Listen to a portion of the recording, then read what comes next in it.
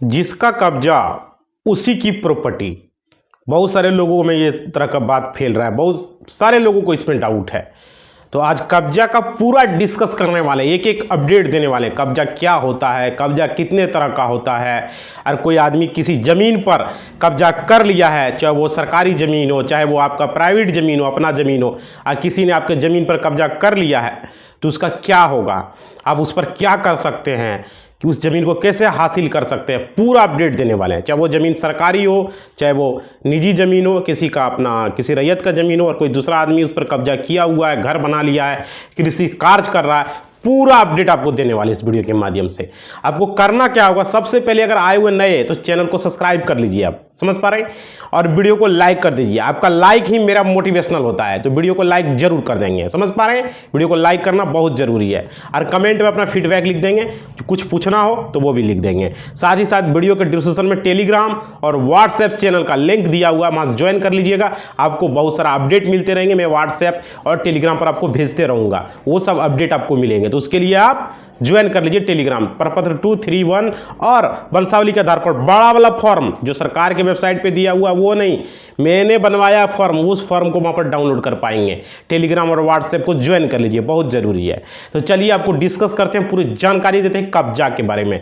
कब्जा ठीक है, इसका बारे में कितने तरह का होता है, क्या होता है, पूरा अपडेट आपको देते हैं। देखिए, कब्जा दो तरह का होता है, ठीक है। आदमी दो तरीके से कोई भी ज़मीन को कब्जा करता है।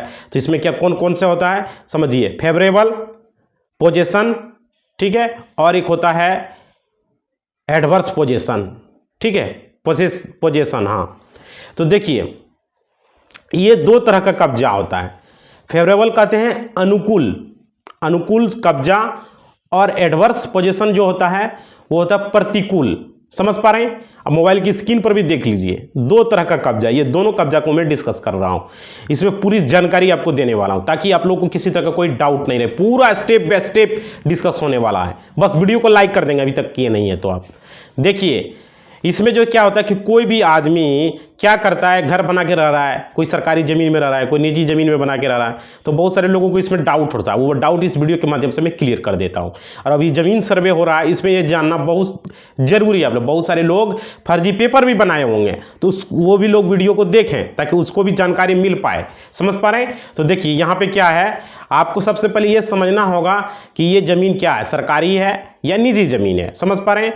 अब कोई भी आदमी अगर सरकारी ज़मीन पर या निजी ज़मीन पर कब्जा करके अपना घर बना लिया या किसी तरह का कृषि कार्य कर रहा है, तो वो उसका एक टाइम पीरियड होता है कि कितना टाइम तक वो ज़मीन को वो कब्जा करके रखा है। सरकारी ज़मीन को कितना टाइम से रखा हुआ है, या तो गैरमजरूगा ज़मीन जिसको आप लोग बोलते हैं, या किसी का निजी ज़मीन को कितना टाइम तक वो कब्जा करके रखा हुआ है, या किसी तरह का कोई काम कर रहा है, जिसको आपको पूरी तरह से समझना होगा। कब्जा क्या होता है, कितने प्रकार का होता है, जानना जरूरी। तो चलिए सबसे पहले जान लेते हैं, और पूरा अपडेट आपको दे रहे हैं। स्क्रीन पर आप देख पा रहे हैं, मैं दिखा रहा हूं आपको कब्जा दो तरह का होता है। और यहाँ पे देखिए दो प्लॉट में डिस्कस भी करने वाला हूँ। एग्जाम्पल के तौर पर मैं एक मैप ले लेता हूँ, उसमें प्लॉट ले रहा हूँ, देख रहे हैं स्क्रीन पर आप।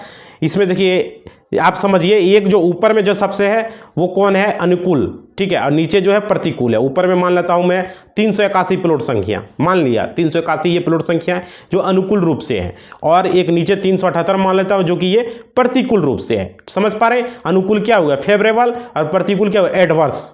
तो ये दोनों पूरा डिस्कस कर देता हूं ताकि आपको किसी तरह का कोई डाउट ना हो। समझ पा रहे हैं। तो देखिए ये जो अनुकूल रूप से है, जो 381 प्लॉट आप देख पा रहे हैं, और एक जो है 378 प्लॉट को आप देख पा रहे हैं, जो कि मैं दिखा रहा हूं, मैं एरो के निशान बना हुआ आप देख पा रहे हैं। तो ये दोनों प्लॉट का मैं भी डिस्कस करता हूं पूरी तरह से। इसमें क्या होता है, पहले समझ लीजिए कि अनुकूल और प्रतिकूल। प्रतिकूल को पहले समझ लीजिए, प्रतिकूल जानना जरूरी है सबसे पहले। तो प्रतिकूल जो एडवर्स होता है कब्जा, ये क्या है, तो देखिए ये क्या है, किसी के संपत्ति पर, मतलब कोई व्यक्ति उस पर घर बना के रह रहा है या किसी तरह का काम कर रहा है, लेकिन वो ज़मीन उसके नाम से नहीं है, वो किसी दूसरे के नाम से है, किसी मालिक के नाम से, किसी और नाम से दर्ज है। समझ पा रहे हैं। तो इसमें क्या है कि ये जो ज़मीन है ये प्रतिकूल में आता है। इसमें क्या होता है समझिए, इसमें क्या होता है कि वो किसी तरह का वो आदमी जो उसको ज़मीन को कब्जा किया हुआ है, समझिए, रुकिए थोड़ा सा।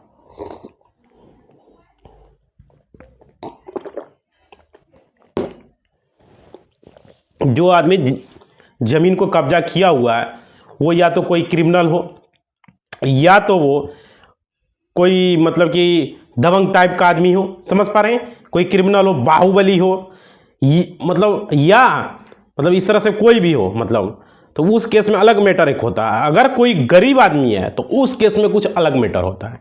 समझिए, दोनों केस में अलग अलग मैटर होता है।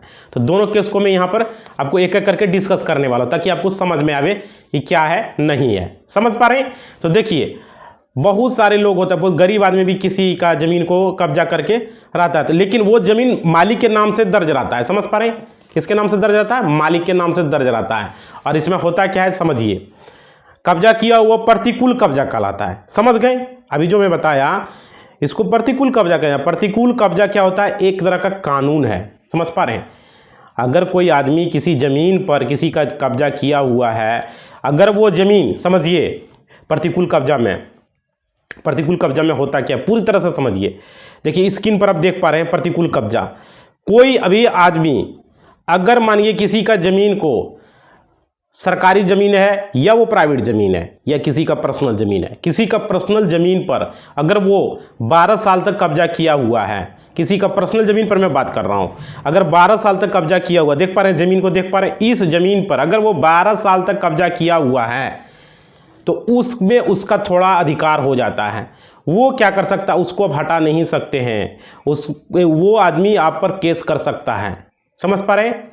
कौन सा केस कर सकता है? प्रतिकूल केस आप पर, प्रतिकूल कब्जा का केस आप पर दायर कर सकता है, जाके कोर्ट में केस कर सकता है। उसको डायरेक्टली आप हटा नहीं सकते हैं। समझ पा रहे हैं? क्योंकि इस तरह का कानून बना हुआ है। इस कानून में अभी भी संशोधन हुआ, लेकिन उतने तरीके से, अच्छे तरीके से संशोधन नहीं हो पाया। इसके लिए अलग से एक वीडियो आएगा, क्या संशोधन हुआ क्या नहीं हुआ, मैं अलग से वीडियो बनाऊंगा उसका। जो 12 साल का कब्जा वाला जो है, इसमें क्या संशोधन किया गया, क्या हुआ, उसका अलग वीडियो आएगा। समझ पा रहे हैं?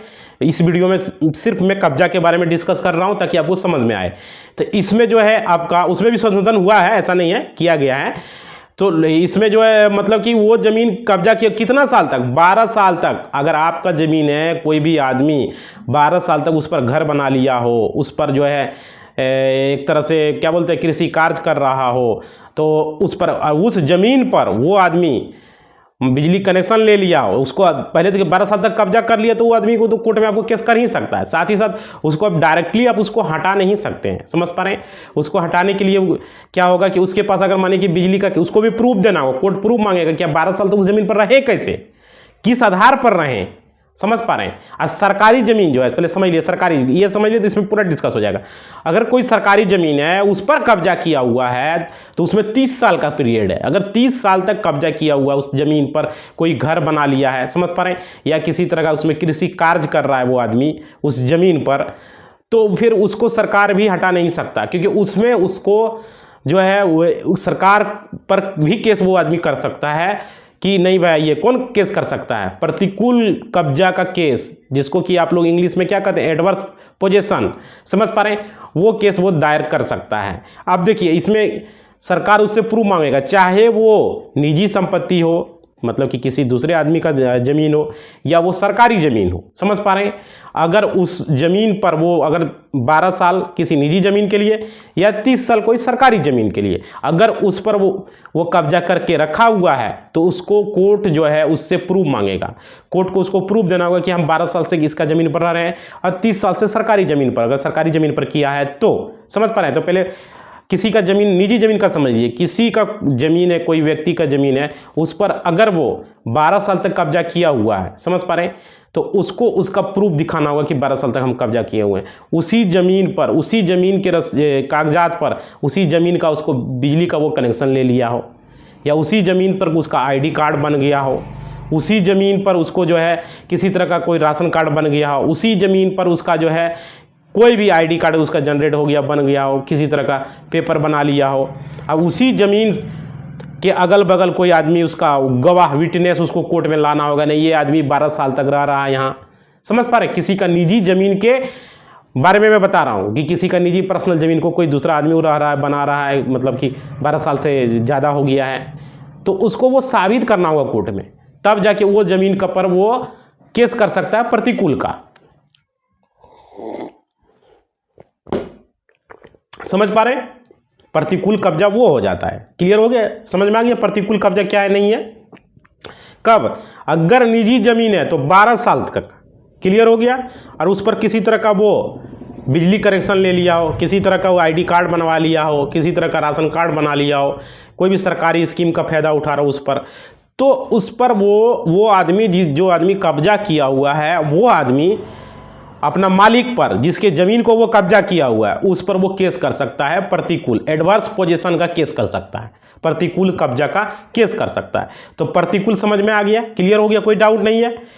आप देखिए इसमें आपको अनुकूल भी समझना। जैसे सरकारी लेवल पे समझ लीजिए, सरकारी संपत्ति पर अगर कब्जा किया है तो उसमें भी यही पोजीशन लागू होता है। उसमें 30 साल का पीरियड होता है। अगर 30 साल तक सरकारी संपत्ति पर वो कब्जा कर लिया हो, समझ पा रहे हैं? सरकारी संपत्ति पर, सरकारी जमीन पर, सरकारी कोई भी जगह को अगर वो कब्जा कर लिया, उस पर घर बना के रह रहा हो या कृषि कार्य कर रहा हो, किसी तरह का कोई भी काम कर रहा हो और कब्जा कर लिया हो, तो उस पर सरकार भी उसको जल्दी हटा नहीं सकता। उसको मतलब कि मानिए कि उसका अधिकार बन चुका है एक तरह से, उस पर फिर केस होगा तो फिर सरकार उसको यही स्थिति में उससे ID कार्ड मांगेगा।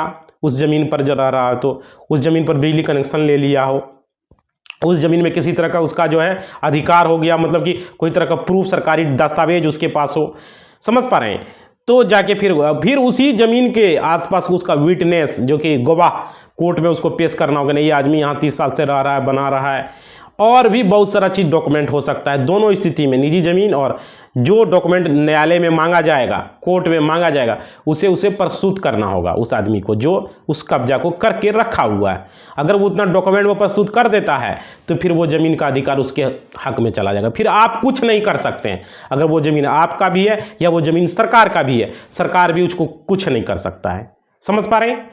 क्लियर हो गया? अगर वो साबित कर दिया, डॉक्यूमेंट दे दिया कि हम यहाँ 30 साल से रह रहे हैं इस सरकारी ज़मीन पर, या प्राइवेट ज़मीन है, किसी का ज़मीन है और उस पर अगर हम 12 साल से रह रहे हैं, और पूरा वेद दस्तावेज वो दिखा दिया, साबित कर दिया, तो उसको कुछ नहीं कर सकते हैं। समझ पा रहे हैं? उसमें फिर केस चलेगा, कोर्ट का उसमें फिर अंतिम निर्णय होगा। कोर्ट भी कुछ उसमें जो करेगा कोर्ट ही करेगा।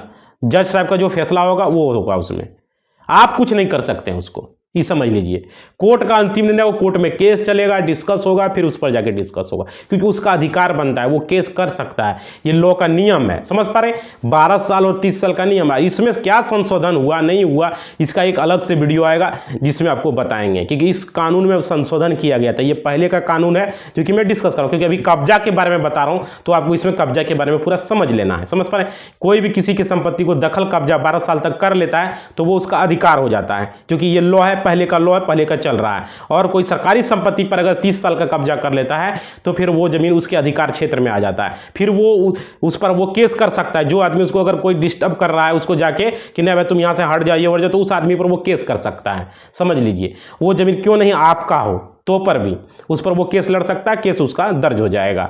अब आगे इस कानून में क्या 30 साल और 12 साल में क्या संशोधन हुआ, इसका अलग से वीडियो आएगा, ताकि मैं उसमें आपको क्लियर कर दूंगा। समझ में आया? क्लियर हो गया? आप देखिए, अनुकूल कब्जा आपको समझा देते हैं, प्रतिकूल आप समझ गए। 1 मिनट।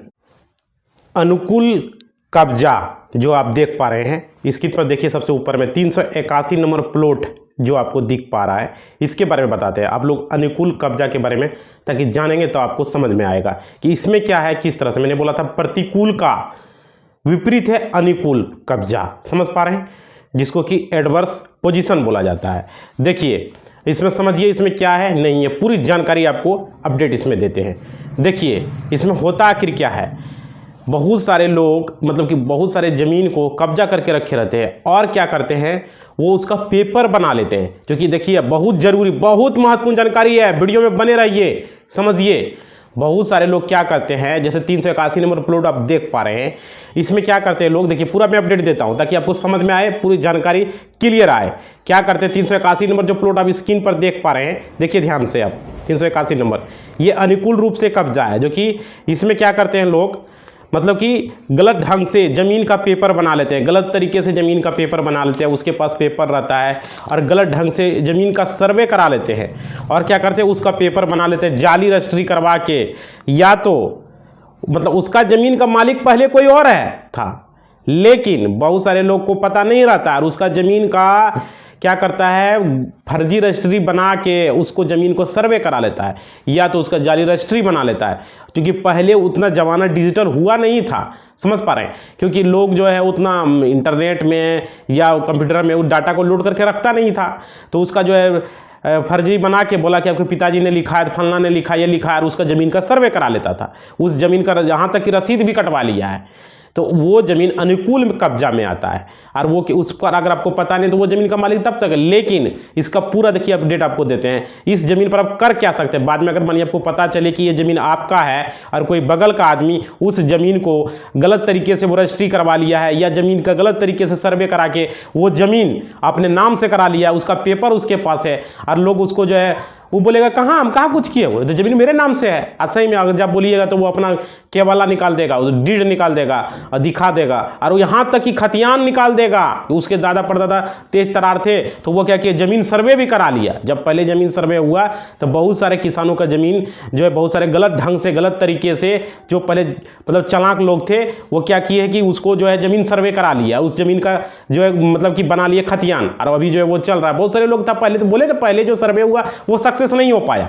अब फिर बाद में भी बहुत सारे लोग फर्जी रजिस्ट्री करके उसका डीड बना लिया है, सेल डीड केवाला बना लिया है, समझ पा रहे हैं, तो वो अनुकूल कब्जा में आता है। फर्जी रजिस्ट्री, जाली पेपर, जाली तरीके से रजिस्ट्री करवा लिया है, इस ढंग से लोग का जो है ये अनुकूल कब्जा में आता है। तो इसमें आप लोग हम कर क्या सकते हैं, अगर कोई आदमी ऐसा किया है, फर्जी तरीके से रजिस्ट्री पेपर बना लिया है, ज़मीन का रसीद भी कटवा रहा है, समझ पा रहे हैं, और ज़मीन का सर्वे भी करा लिया है, तो इसमें क्या हो सकता है, वो अपने नाम से चेक कीजिए ऑनलाइन तो उसका नाम भी दिखेगा। तो इसमें क्या हो सकता है बताइए, इस स्थिति में क्या कर सकते हैं हम लोग। देखिए पहले इसमें देखिए, सबसे पहले अगर पहले आपके पिताजी के नाम से ज़मीन था सबसे पहले, तो आप इसमें क्या कर सकते हैं। मानिए कि अंग्रेज़ों के देश जब गुलाम हुआ हमारा, इससे पहले मानिए 1908, 1905 या 1912 उस समय का ज़मीन था आपका, तो अंचल कार्यालय में जाके आप जमाबंदी रजिस्टर 2 निकाल सकते हैं, समझ पा रहे हैं। वहाँ से आप देख सकते हैं कि ये ज़मीन आपके दादा परदादा जिसके नाम से भी ज़मीन था, इस रिकॉर्ड का ये एक भी आपके पास अगर मानिए खतियान नहीं है, आपके पास मानिए कि डीड नहीं है, तो आप जो है उस जमाबंदी रजिस्टर 2 तो निकाल सकते हैं। रजिस्टर 2 में तो देख सकते हैं कि वो ज़मीन आपके नाम से था, समझ पा रहे हैं। तो इस पर हम लोग रजिस्टर 2 निकल जाएगा, तो इसमें आपको क्या कर सकते हैं, इस ज़मीन पर आप टाइटल सूट का केस कर सकते हैं, समझ पा रहे हैं। उसके ऊपर जिस आदमी ने ये जाली तरीके से अपने नाम से वो ज़मीन करवाया है, समझ पा रहे हैं, क्लियर हो रहा है। और क्या, जब इस पर टाइटल सूट करेंगे तो कोर्ट उसको नोटिस भेजेगा, कोर्ट उसको नोटिस भेजेगा, और कोर्ट उससे पूछेगा कि ये ज़मीन का कैसे आपने करवाया, और निबंध कार्यालय से रिकॉर्ड मंगवाएगा कोर्ट कि ये जो रजिस्ट्री हुआ इसमें कौन सा आईडी कार्ड लगाया गया, किसने इस रजिस्ट्री को करवाया, किसका साइन है यहाँ पर, समझे, कौन सा अधिकारी ने इस ज़मीन का रजिस्ट्री करवाया, कैसे हुआ, उस डॉक्यूमेंट को लाइए, क्योंकि रजिस्ट्री कार्यालय में सारा डॉक्यूमेंट रहता है, समझ पा रहे हैं। तो उस डीड को मंगाया जाएगा, डीड है तो डीड जो भी पेपर है उसको मंगाया जाएगा, देखा जाएगा कि रजिस्ट्री पेपर तो रखा जाता है ना, रजिस्ट्री पेपर को मंगाया जाएगा, देखा जाएगा आखिर ये ज़मीन किस स्थिति में हुआ, कौन सा अधिकारी थे, कब हुआ, कैसे किया, पूरा सवाल जवाब होगा कोर्ट में। जज साहब इस पर सवाल करेंगे। जब तक कोर्ट को सही तरीके से जवाब नहीं मिल जाएगा तब तक वो ज़मीन का जो है वो आदमी जो ज़बरदस्ती करके रखा है वो उसका पक्ष में नहीं रहेगा, समझ पा रहे हैं। फिर जब साबित हो जाएगा कोर्ट में तो थोड़ा टाइम लगेगा, तुरंत ज़मीन का फैसला आने में यही सब चीज़ में टाइम लगता है ना। कोर्ट पूरा उसका पूरा साक्ष्य जब तक उसको नहीं मिलेगा तब तक वो फैसला नहीं होगा आपका, समझ पा रहे हैं, क्लियर हो रहा है। तो यही बता रहे थे कि उस डॉक्यूमेंट को वेरीफाई करेगा निबंध कार्यालय से, रजिस्ट्री कार्यालय से कि ये फर्जी तरीके से तो रजिस्ट्री नहीं हुआ, जाली पेपर तो उपलब्ध नहीं कराया है। तो उसके बाद इस ज़मीन का जो अभी उन्होंने जो किया हुआ है, कब्जा किया हुआ है, इस ज़मीन का अनुकूल कब्जा हो जाएगा। अनुकूल कब्जा आने की फर्जी तरीके से, और संपत्ति आपको वापस मिल जाएगा, समझ पा रहे हैं। आप अपना संपत्ति को वापस ले सकते हैं, बस उस पर आपको केस करना है टाइटल सूट का, समझ गए, समझ में आ गया, क्लियर हो गया। बस आप अपना रजिस्टर 2 निकलवा लीजिए क्योंकि रजिस्टर 2 क्या वैलिड नहीं है, वैलिड है। अगर आपके पास खतियान नहीं है, डीड नहीं है, तो रजिस्टर 2 के आधार पर उस आदमी पर आप केस कर सकते हैं, समझ पा रहे। जो आदमी फर्जी तरीके से अपना ज़मीन को मतलब आपका ज़मीन को जाली पेपर बना लिया है या उस पर कब्जा भी करके रखा हुआ है, तो उस पर आप केस कर सकते हैं, समझ पा रहे। कौन केस कर सकते हैं, टाइटल सूट वाला केस उस पर दायर कर सकते हैं, फाइल कर सकते हैं। क्लियर हो गया, समझ में आ गया, कोई डाउट। देखिए ये अनुकूल कब्जा था जो अभी बताया, जो पहले बताए थे वो प्रतिकूल कब्जा था। और क्या, स्क्रीन पर आपने देखा ऊपर में क्या था 300, देखिए बता रहे हैं ऊपर में जो आपको बताए थे वो था अनुकूल कब्जा जो 381 है, और नीचे जो बताए थे जो नीचे प्लॉट है वो था प्रतिकूल कब्जा, समझ पा रहे हैं 378 है। तो किस तरीके से कौन ज़मीन का कब्जा किया रहता है पूरा डिस्कस इस वीडियो में हम कर दिए हैं। अब जो है आप लोगों का कमेंट लेता हूँ, मैं मोबाइल में ले चुका हूँ, देख लीजिए। अब मैं इस पर आप लोगों का कमेंट का मैं पिक करता हूँ, बहुत सारे लोग इसमें कमेंट भी किए हुए हैं, आप लोग भी वेट करते होंगे कि हमारे कमेंट का जवाब मिलेगा। तो चलिए कौन नसीब है किसका कमेंट में पिक करूँ, ये सोचने में हमें भी मजबूर हो जाता हूँ। तो चलिए जो भी कमेंट सामने आ जाता है मैं वो कमेंट ले लेता हूँ, ठीक है। आप लोग कमेंट कीजिए, आप लोग को भी कोई सवाल करना है तो कमेंट आप लोग कीजिए। देखिए वीडियो के डिस्क्रिप्शन में भी जो है टेलीग्राम और व्हाट्सएप का लिंक है चैनल का, उसे ज्वाइन कर लीजिएगा आप लोग, समझ पा रहे हैं। वीडियो को लाइक कर दीजिए, आप लोग लाइक करना जरूरी है ताकि मैं आप लोग का हेल्प कर सकूँ। देखिए कमेंट में ले रहा हूँ आप लोग, हाँ जो कमेंट सामने आएगा मैं वही लूँगा, ऐसा कुछ नहीं है कि मेरे पास, इसलिए भाई कमेंट करते रहो, जिसका कमेंट सामने आया उसी का कमेंट लिया जाएगा, समझ गया। चलो हर वीडियो में कमेंट करो और लाइक करके कमेंट करना, जिसका लाइक रहेगा उसी का कमेंट में पिक करूँगा, समझ ले हो। लाइक करके जो कमेंट करोगे, वीडियो को लाइक कर दोगे और कमेंट करोगे, उसी का कमेंट यहाँ पिक होगा। देखिए विनय कुमार है, इन्होंने कमेंट किया हुआ, देखो अभी कमेंट पढ़ा भी नहीं हूँ, आपके सामने मैं पढ़ रहा हूँ। क्या कह रहा है, ऑनलाइन सिर्फ कहने के लिए है, बिना दलाल कोई काम नहीं होता है। मैं सन 1923 में बेतिया आरटीओ में गाड़ी लोन पर लिया था, ठीक है। उसे अपने नाम से कराने के लिए ऑनलाइन किया, सारे कागजात जमा किया पर चढ़ावा नहीं दिया, उसका खामियाजा आज तक भुगत रहा हूँ। समझिए क्या बोला कि ऑनलाइन सिर्फ कहने के लिए है और बिना दलाल का कोई काम नहीं। मैंने सन 1923 बेतिया आरटीओ में गाड़ी लोन पर लिया था, उसे अपने नाम से कराने के लिए ऑनलाइन किया, सारे कागज जमा किए, फिर भी चढ़ावा नहीं दिया, उसका नहीं हुआ। देखिए इन्होंने गाड़ी जो है लोन पर लिया था, समझ पा रहे हैं, गाड़ी को खरीदा और क्या किया, उसके बाद ये पूछ रहे हैं कि सारे कागजात भी जमा किया, चढ़ावा नहीं दिया, तो खामियाजा आज भुगत रहा हूँ। अच्छा तो इसके नाम से इसका क्या प्रॉब्लम है, तो लिखवे नहीं किया। चलिए इस कमेंट को मैं आगे देखता हूँ, इस पे कि क्या इशू है, इसका कुछ समझ में नहीं आ रहा है। हाँ देखिए उसके बाद जो है एमडी शमीम अख्तर जी, ध्यान दीजिएगा, आपका कमेंट में ले रहा हूँ। देखिए इन्होंने क्या लिखा है, लगान रसीद कटा हुआ, जमाबंदी चढ़ा हुआ नहीं है सर, क्या करें। क्या लिखा, लगान रसीद कटा हुआ, जमाबंदी चढ़ा हुआ नहीं है, लगान रसीद कटा हुआ, जमाबंदी चढ़ा हुआ नहीं है। भाई जमाबंदी नहीं चढ़ा हुआ है तो लगान रसीद कैसे कटेगा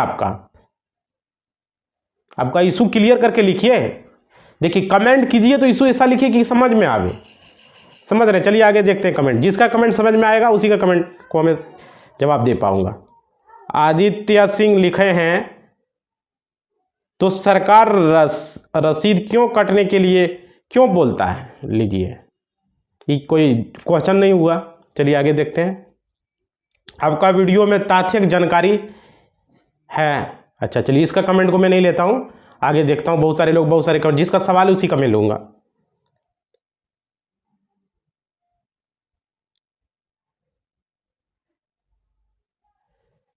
वीरेंद्र जी लिखे हुए हैं, ब्रजेंद्र कुमार चौधरी, ये लिखे हैं, ऐसे केस में रसीद काटने वाले कर्मचारी को जेल भेज देना चाहिए। बिल्कुल भेज देना चाहिए। अगर एक कर्मचारी दो आदमी को रसीद काट के दिया हुआ है तो बताइए ये तो भ्रम ही फैला रहा है। क्यों भाई तुम गलत आदमी को रसीद दोगे काट के, खाता खसरा नंबर चेंज करके, खाता खसरा नंबर डाल के नाम चेंज करके तुम दूसरे आदमी को दे दोगे, बोलोगे ये ज़मीन तुम्हारा है, तो ये तो कोई मतलब नहीं बनता है। एक आदमी लिख रहा है कि सर मेरा ज़मीन का, ठीक है, खाता ही गलत चढ़ गया है, क्या करें, परेशान है। इसका नाम है रामविलास पासवान 8760। रामविलास पासवान जी लिखा है कि ज़मीन का खाता ही गलत चढ़ गया है, तो क्या करें, परेशान है। देखिए रामविलास पासवान जी आपको जवाब देते हैं। समझिए, किसी आदमी का अगर आपका किस चीज़ में गलत चढ़ गया ये तो आप नहीं लिखें, आपका डीड में गलत चढ़ गया है या रसीद में चढ़ गया है, किस में गलत चढ़ गया आपका। जैसा मैं समझ पा रहा हूँ कि रसीद में ही चढ़ गया होगा आपका, समझ पा रहे हैं, रसीद में या जमाबंदी पर्ची में। तो देखिए, अगर आपका रसीद या जमाबंदी पर्ची में गलत खाता चढ़ गया है या गलत नाम चढ़ गया है या गलत खेसरा चढ़ गया है, किसी तरह का कोई गलती त्रुटि है, परिमार्जन के थ्रू आप ऑनलाइन डीड होगा आपका, तो वो डीड दे दीजिए या खतियान जो भी है आपके पास, वो दे के परिमार्जन के थ्रू ऑनलाइन कोई भी साइबर कैफे में जाके आप कर लीजिए।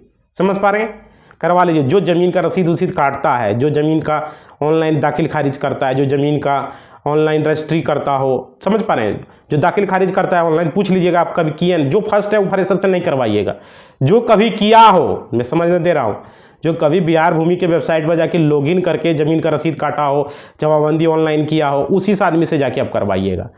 तो बोलिएगा देखिए मेरा ये गलत है, परिमार्जन के थ्रू आप वहाँ पर डीड पेपर अपलोड कर दीजिए अगर सेल डीड है, या तो आपका खतियान है तो खतियान अपलोड कर दीजिए। समझ पा रहे हैं, आप अपने से नहीं कर पाइएगा तो साइबर कैफे में चले जाइए।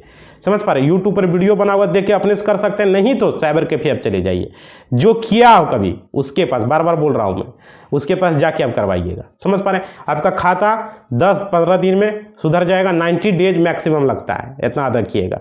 10-15 दिन में सुधर गया तो ठीक है, नहीं सुधरा तो 90 डेज आपको वेट करना पड़ेगा, किसी किसी का 90 डेज भी लगता है। समझ पा रहे हैं, ये नहीं कि 10 दिन हो गया सर सुधरा ही नहीं, ऐसा नहीं है। समझ गए, अब आगे देखते हैं, क्योंकि मैं देखा हूँ बहुत आदमी दाखिल खारिज करता है तो 90 डेज का भी समय लगता है, उसी तरह सुधरने में भी 90 डेज का समय लग सकता है। समझ गए, क्लियर।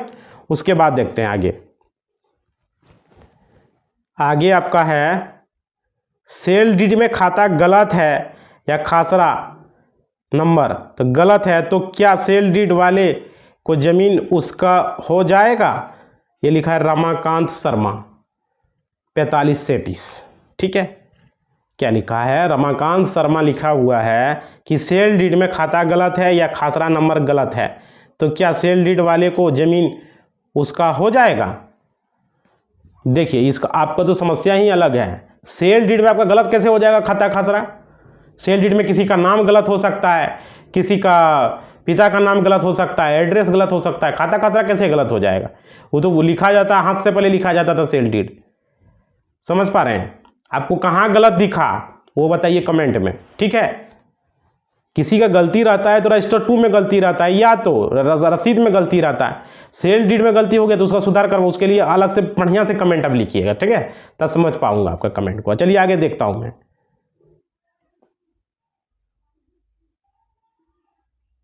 चलिए कमेंट में इतना ही लूँगा, बहुत ज़्यादा कमेंट हो गया, समझ पा रहे हैं, वीडियो भी लॉन्ग हो जाता है, और जो भी कमेंट जितना संभव था मैं कमेंट लिया, बाकी लोगों का भी कमेंट मैं बाद में लूँगा। समझ पा रहे हैं, क्योंकि वीडियो बहुत लॉन्ग हो जाता है, बहुत सारे लोग कमेंट भी करते रहते हैं कि सर वीडियो बहुत लॉन्ग हो जाता है, इसलिए आप लोग वीडियो लास्ट तक बने रहें। बहुत बहुत धन्यवाद। आप लोग क्या करेंगे, टेलीग्राम और व्हाट्सएप चैनल को ज्वाइन कर लेंगे, वीडियो के डिस्क्रिप्शन में है प्रपत्र 231 फॉर्म और वंशावली के आधार पर फॉर्म, दोनों ज्वाइन कर लेंगे और वीडियो को लाइक कर देंगे। आपका लाइक ही मेरा मोटिवेशनल होता है, और पहली बार हुए हैं तो चैनल को सब्सक्राइब जरूर कर देंगे। समझ पा रहे हैं, और अपना फीडबैक कोई सवाल हो तो कमेंट में लिखेंगे, जिसका कमेंट पहले आएगा उसका कमेंट लिया जाएगा। तो पहले कमेंट करें जो आंसर जानना चाहते हैं, पहले से पहले जिसका कमेंट आएगा उसी का कमेंट लिया जाएगा। समझ पा रहे हैं, धन्यवाद।